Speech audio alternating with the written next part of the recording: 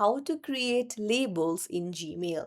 Hey everyone, welcome back to the channel. If you are new here, don't forget to hit the subscribe button and turn on the notification bell to not miss any updates. So creating labels in Gmail is like creating folders. So you can easily separate folders by creating various kinds of labels in your Gmail. I'll show you how to do it. Let's dive right in. Open up your browser and then you will need to head over to the labels option on the left hand side, tap on the plus icon, and then you can enter a label.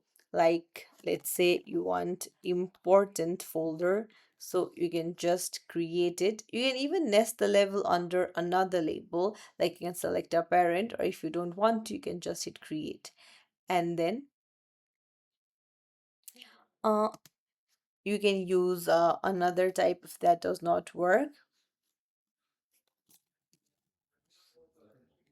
And then it will appear on the left hand side as you can see. So it's as simple as that. If you found this tutorial helpful, don't forget to like the video and subscribe to our channel. Thank you for watching.